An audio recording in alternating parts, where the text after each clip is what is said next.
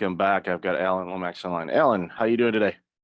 I'm doing wonderful. How are you, Michael? I am awesome, and I really appreciate your time today. I'm looking forward to this conversation. So, why don't you share a little bit about you, and then we're going to dive into this conversation about income and making sure you are diversified in ways of getting revenue into the wallet. So, floor is Well, yours.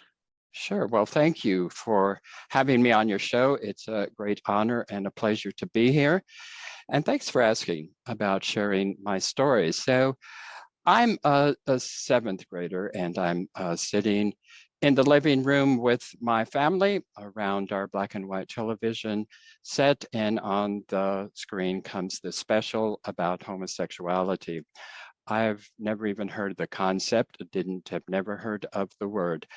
But as I'm following this special and looking at the men who are being interviewed with their faces blotched out and their identities hidden, I am struck with a load of rainbow bricks that they are describing exactly who I am. And believe me, that was not rainbows and unicorns. It was more like Rocky's House of Horrors 1,000 times over. And on top of that, I have dyslexia. And so throughout my school years, I had really been labeled as intellectually inferior, and I bought into that concept. So here I am realizing I'm gay, and no one else in my family has ever talked about such a thing, and I have nowhere to go with that. So on top of that, schoolyard bullying begins. I'm assigned the nomenclature Susie. So decades of persistent depressive disorder follow. I somehow graduate from high school. I do go on to college with a lackluster performance, just like in high school. I'm as directionless as a GPS with a dead battery.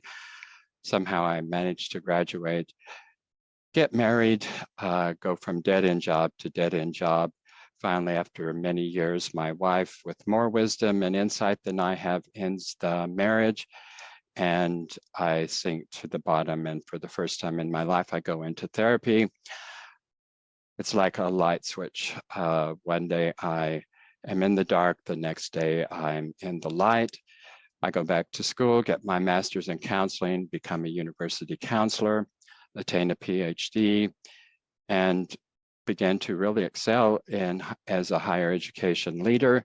Along the way, I build wealth through my real estate investments. And then 2008 comes along, and I lose everything. My job that my identity rested upon, my financial wealth built on real estate, everything is gone. So in this dark period, and it really went on for way too long. But during this dark period, I came to realize that I'm still that seventh grade boy consumed with homophobic self-hatred and an intellectual inferiority. So I confront these core issues. This is 20 years after I first went into counseling. I finally really face my core issues, and I step out of a closet bigger than a Kardashian's and rightly label the reading, writing, and math challenges that I face as the dyslexia it is, rather than intellectual inferiority. So I embrace both my dyslexia and my fabulous gayness. And for the first time really in my life, I really gained self-acceptance and feel worthy of respect and worthy of wealth. So I build passive income, lead in education, and I help others to likewise flourish. So those schoolyard bullies, they can call me Susie all they want because it's Saturday Night Live and I get the last laugh. And I think there's two lessons that I learned from my life experience. One is that good leaders lead from missions driven by a passion for making cosmic change for the benefit of humanity and planet. And that since the day of my divorce and entering into counseling, that has really been what has driven me, is that passion to really make a positive difference. And number two is, I think that leaders who excel have taken that deep dive and we've faced our core demons head on. And with our deepest fears and anxieties addressed, we are powerfully empowered to lead with authenticity and with genuineness and with empathic understanding and unconditional positive regard. And with all of this, we can exude a sense of confidence and assurance. So that's a little bit about me and where I come from. Yeah, thank you for sharing that story, and so many things to unpack. But a couple that jump out at me is the first one, and this is something that I've frequently done this over the last, year and a bit. I probably should have done it a lot longer ago. Is I strongly believe that everyone should work with a therapist. And I mean literally everyone, because there's something in all of us that could be highlighted, researched a little more, strengthened, overcome, you name it, whatever the situation is. And as a male, and you know this, there's been a stigma about mental health and seeking therapy. So as two guys, we highlight, hey, go do it. You'll be better for it. And for you and for me as well, in the therapy that I've done thus far in my life, it has been a very positive experience because you discover who you are. And I think, the second thing that you highlighted, obviously with all the challenges growing up and your divorce and just embracing who you are. And I think that's so critically important for people to understand and hear is everyone should embrace and be who they truly are because that's what the world needs. We need you to be you. And because everyone brings their own skills and gifts and unique design and passions and all of that when you are being genuinely you, you're giving the best version of you to society. And that's when things really get magical. That's when things really start to improve. And from a seventh grader, dyslexic, that, is discovering your sexuality, you, obviously, had to go through some I think trauma is probably not strong enough of a word, but because kids are mean, and societies are mean, and adults are mean. Everyone's mean to each other, and it just seems like maybe I'm just because I'm more aware of it now, but it just seems like everybody is just being really short-tempered and anger and polarizing to everybody. Doesn't matter your sexuality, who you vote for, the car you drive, to the stores you shop. It's like just let people be their own selves, and when you do that, it takes a load off of you. It's like I don't, for me, it's like I don't care what people want, who they are. I mean, I care, but I want them to be the real them. I don't want them to have to hide. I don't want them to have to pretend. I don't want them to have to put on a mask. And I'm not talking about COVID mask. I'm just talking about trying to be somebody that, that they feel Mhm. society will allow. It's like, no, I want society to allow all of us because our uniqueness is our gift. And that's what we all need to thrive on is our gifts. And like I said before, when everyone can be their true selves and share their gifts with the world benefits from that. So again, kudos to you for the work that you've done, and then to go on, and to get a PhD, someone that had dyslexia, that's not easy, I can imagine, but you did it because your passion helped you overcome any of those particular hurdles, challenges, however you want to describe it, to allow you to do the things you do and help people. And you're doing that obviously with your own show and with investing ideas and everything else because the world desperately needs people like you to be a fighter and an advocate for them, not just yourself. Well, I couldn't agree more. I mean, each one of us is uniquely us. There's nobody else in this world like us. And there's no one who has our unique gifts. And when we actually realize that and accept it, and then we can come from that place of authenticity and genuineness, that's where our power comes from. That's for, I mean, that's universal. That's for everybody. And I think that all of us are leaders. I have, I still continue to teach, and there are occasionally students who say, no, I don't want to be a leader, but they want to be a mother or a father. I mean, what greater leadership position in this world is mother and father? So we are all leaders. And even people who maybe don't want to become parents, they have siblings, they have cousins, they have people they're interacting with, and they're leading in some way, shape, or form. So leadership skills are universally needed.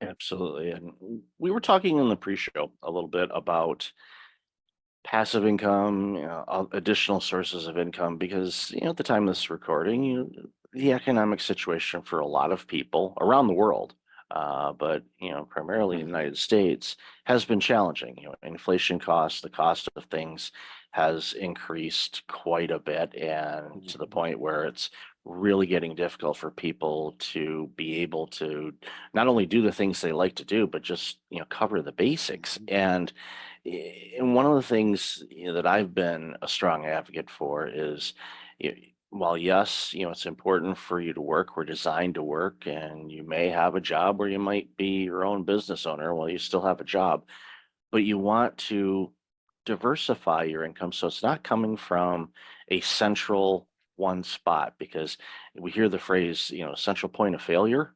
That's definitely a problem, because Mhm. you could be working for a great company, but we see every day, there's 10,000 people getting let go, or Mhm. stat that I saw not too long ago that 52% of the Fortune 500 companies from the year 2000 were either acquired or gone now. So Wow. quarter century, over half of the Fortune 500 are Mm.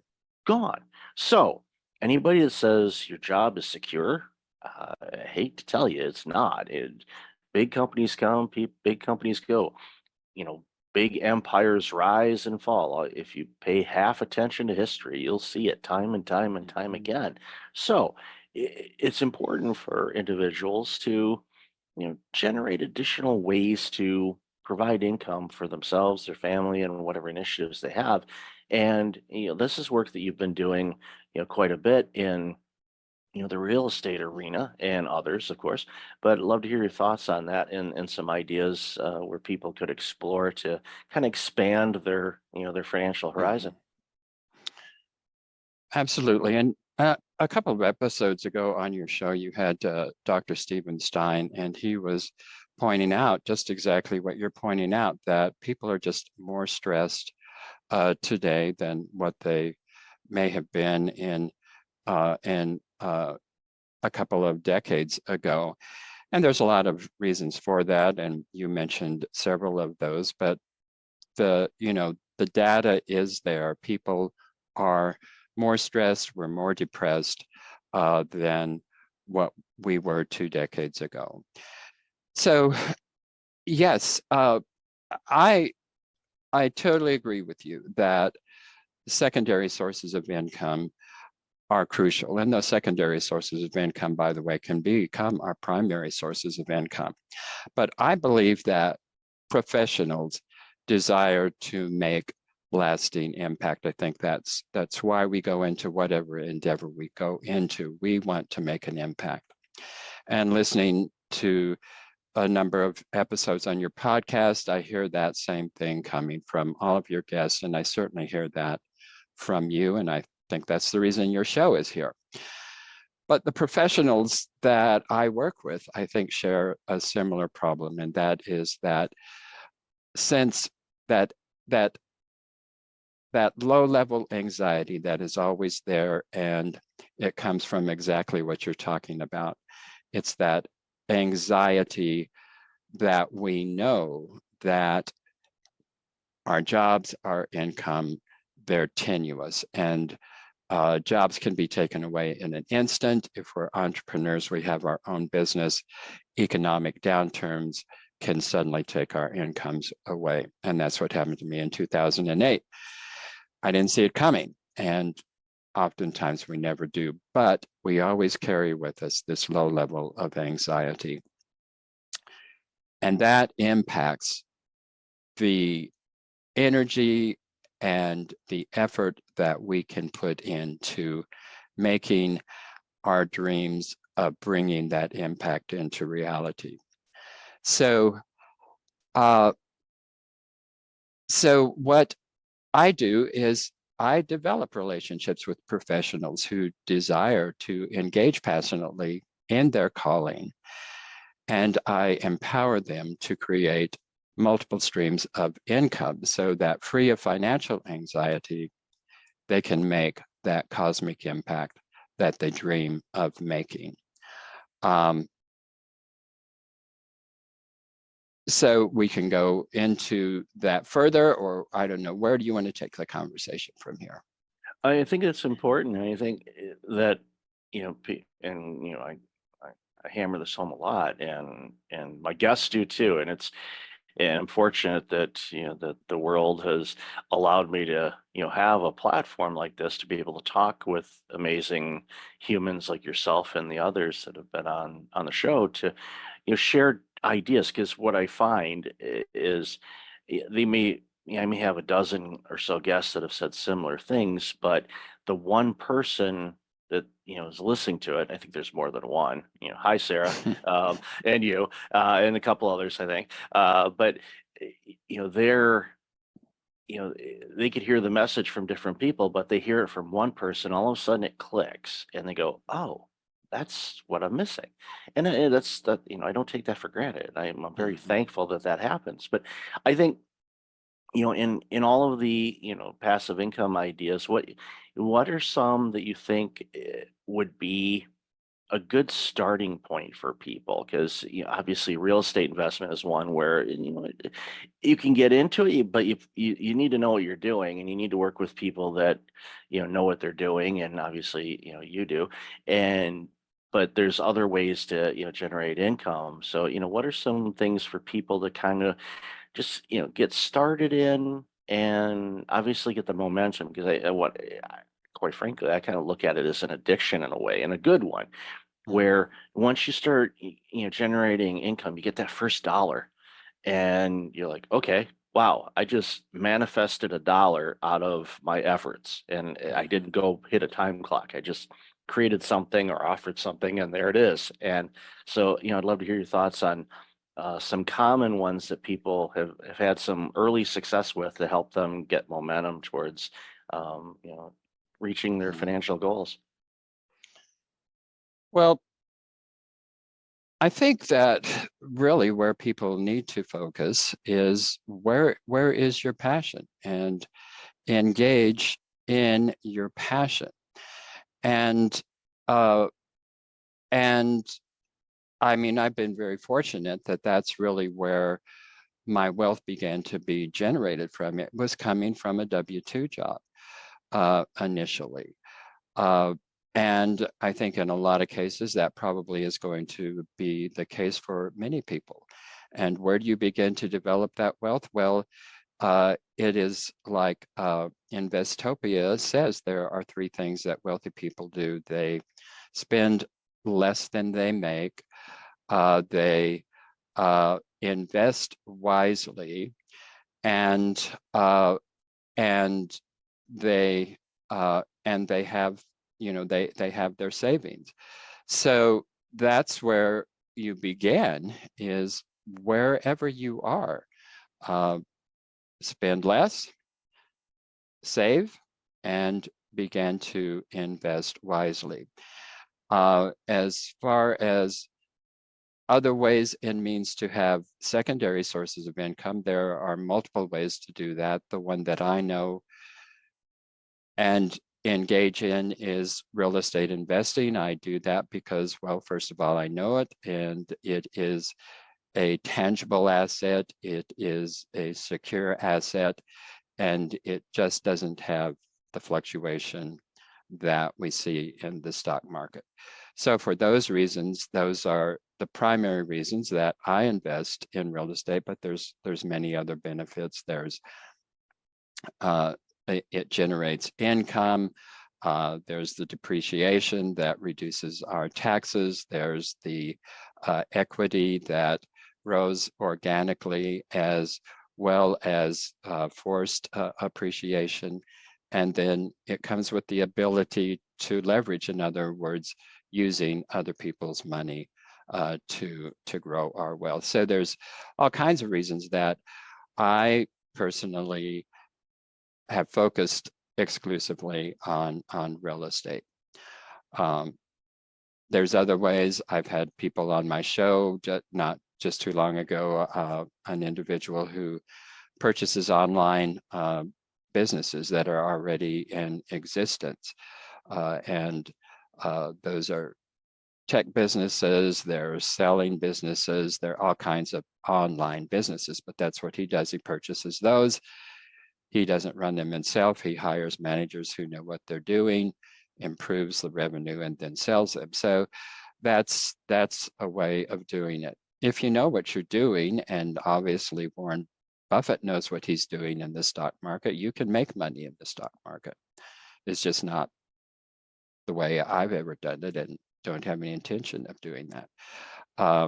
You can start a side business. You could start a landscaping business.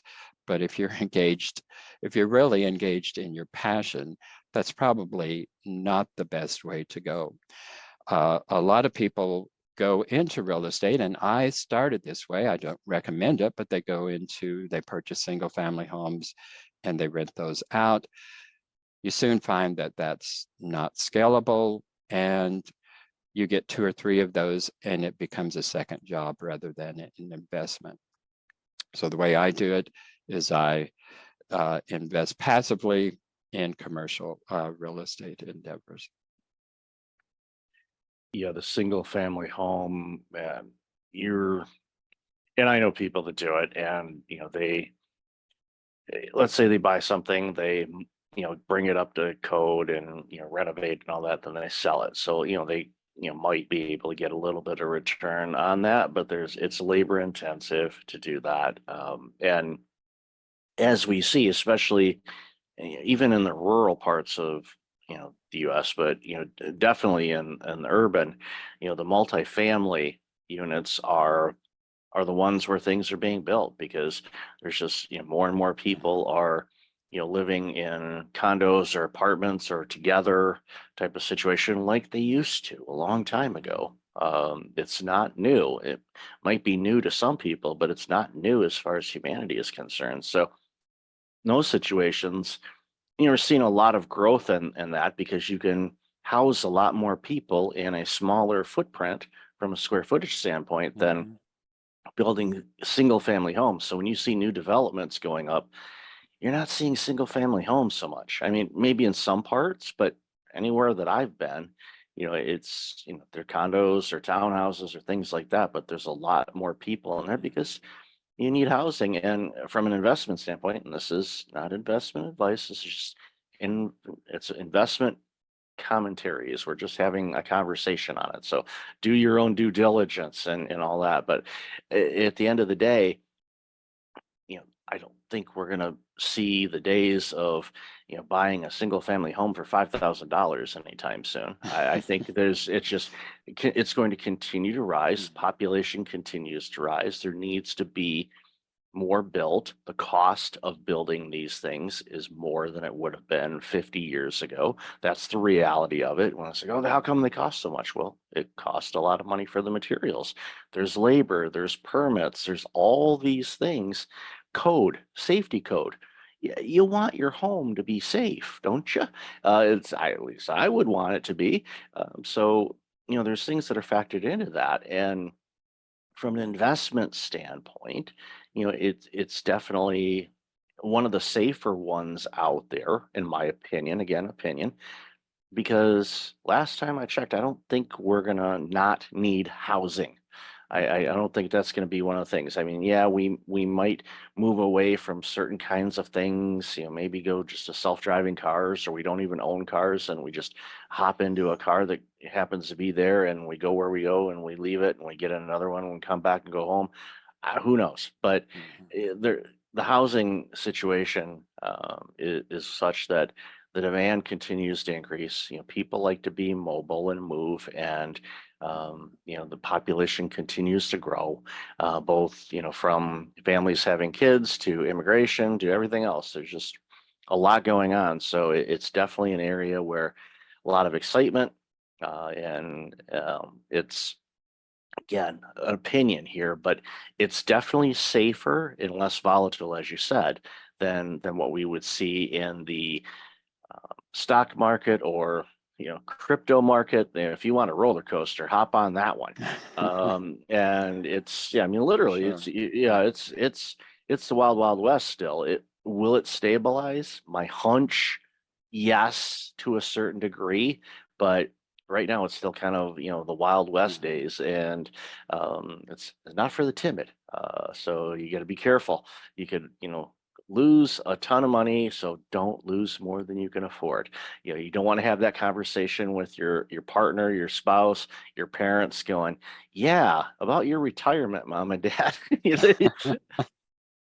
Yeah, this latest animal coin, I thought it was going to go to the moon. Yeah, it was a moonshot right into the toilet. So anyway, but no, I think it's like you said, I think it's important to again look for different opportunities, and please do your due diligence and Mhm. research, because and talk with people like Alan who's been doing it for a while and understands the nuances, and can guide you in ways to say, okay, what degree of risk do you want to have? And everybody's Mhm. different. Some people are like, all in, and other people are like, let's see if I can find a nickel. Well, your ROI on a nickel is not going to get you very much, but start where you are and Right. map out a plan, and you're not going to get to where you want to go unless you start mapping it out. Because otherwise, who knows where you'll end up? Or as the Mhm. late Jim Rohn like to says, no plan, you're going to be right about where you are right now. So plan it out accordingly. Absolutely. And I mean, you had mentioned that in your opinion, real estate is one of the less risky and better investments out there. And it is certainly my opinion, but it's more than just our opinion. The Federal Reserve Bank of San Francisco did a 150 longitudinal study looking at all different assets and classes of investments. And they discovered that over the last 50 years, that real estate has has had the best returns and has been the most stable of all of the investments that you could look into. And you're also certainly right about the apartments that people are moving to apartments for a number of reasons. One is there certainly the cost of single family houses is just outrageous at this point in time.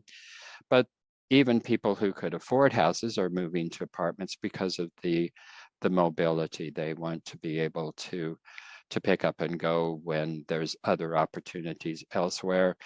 And of course, like you mentioned, it is much more eco-friendly to build an apartment complex than a row of single family houses. The ecological difference is enormous.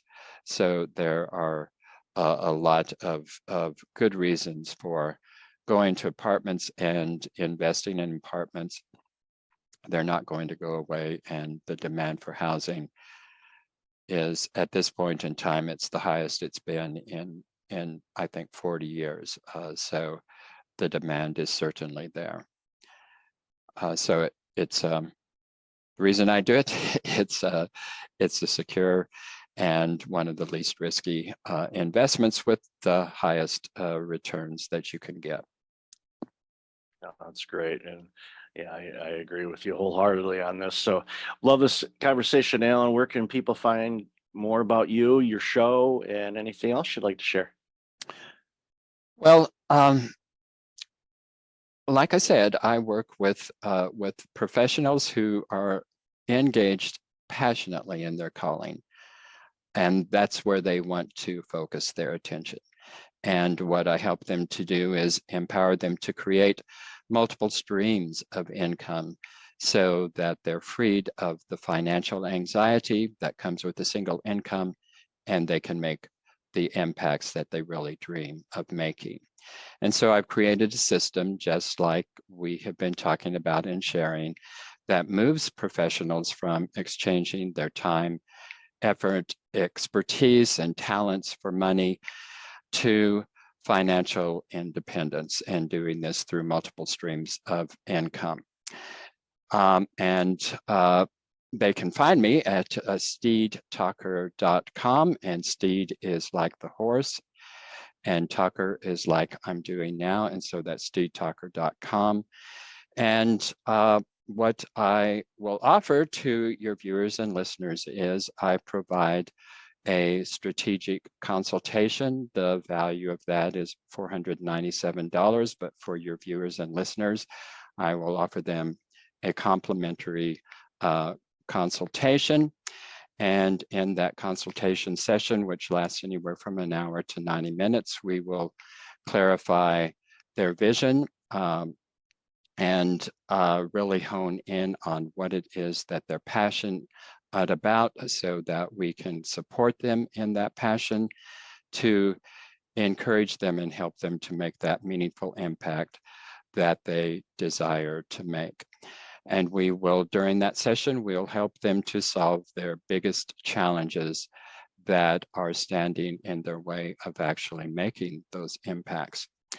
And if they're interested, we will then look at the blueprint that we have developed that moves them from exchanging their time and money to that financial freedom and independence. So all they have to do to get that complimentary consultation is go to steedtalker.com/strategy, and they can schedule a time for that consultation. I appreciate that, Alan. Very generous of you. And I highly encourage people to take up Alan on his offer, because it's, again, I want people to have multiple sources of revenue so they can be the best version of themselves, which we all benefit in society. So, Alan, loved having you on the show. Really appreciate you. And ironically, I'll be on your show tomorrow. So we'll talk tomorrow. So thanks again for being on the show. Thanks, Stephen, for having me. It has been a pleasure, and I look forward to being with you tomorrow.